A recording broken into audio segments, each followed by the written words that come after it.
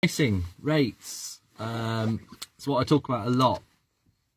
So if you're the customer looking for a tradesperson for whatever it is, whether it's a small handyman job, whether it's maintenance, routine things, regular repairs, or whether it's a larger building project, landscaping, interior, painting, decorating, whatever it is, the same applies to all of this.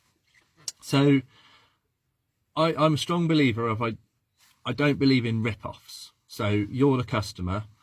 It's we're in a capitalist world, and it's an open market. You can go out into the big wide world and you can employ whoever you want. You are effectively a main contractor, you're an employer, and you choose your staff. That is your tradespeople. So you can employ whoever you want to do whatever job you want. So the first thing I would recommend as a customer, and I do this myself when I'm looking for tradespeople, is to get 3 quotes. That will immediately give you like an average, what you think is the going rate. And again, I don't really believe in going rates, but it will tell you, once you've got those 3 quotes, it will tell you who is medium, high or expensive. Medium, high or cheap. I would immediately think that the cheapest one, if it's significantly cheaper, has either underpriced it intentionally and then will add extras on, or is a bit naive or a little bit inexperienced and has forgotten things. And again, the price is going to need to go up to solve that problem. But I would also be wary of anyone that's underpriced it. If they're experienced, do I really want, inexperienced, got to get my words right today, everyone's coming out backwards. If they're inexperienced, am I happy to trust them with the job that I'm doing? If it's relatively minor, then fine, fair enough, give them a chance. Again, going to the highest price, I might be, depending on what the job is, I might be more tempted to go at a higher price because I feel like I'm going to get a better quality service.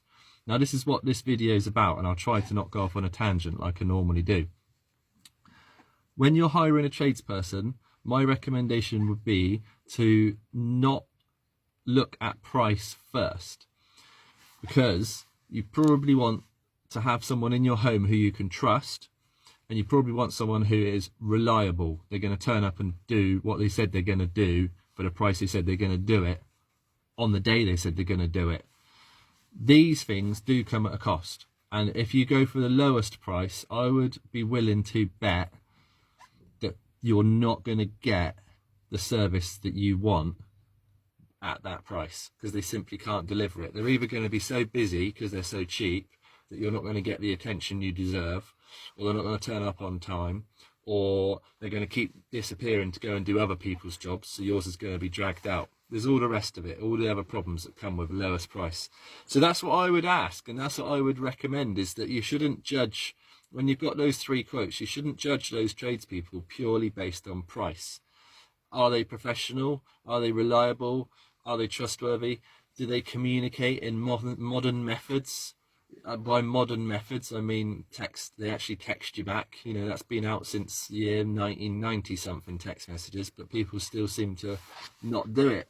Are they on WhatsApp? Are they going to message you back on WhatsApp when you've got a small query, or they've packed up for the day and you just want to message them at 7 o'clock in the evening just to say, oh, you painted the windows. Are they still wet, or is it okay to close the windows now? You WhatsApp them and then they respond.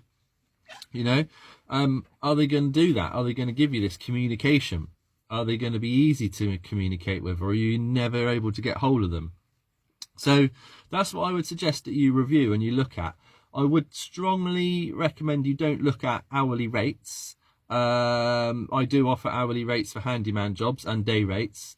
The reason I wouldn't look at that first and foremost is because hourly rates for businesses always look high in comparison to hourly rates of someone who's employed. They're completely different. They're like apples and oranges. You can't compare it.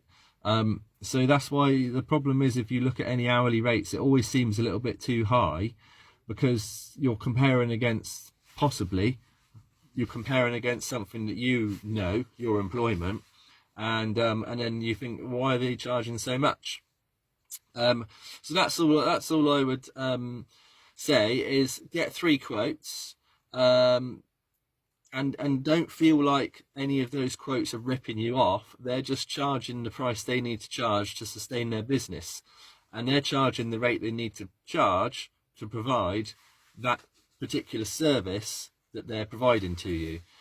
Some people might provide a really poor quality service, and some people might provide a much better, reliable, professional, communicative and trustworthy service. So take that on board. Hope it helps.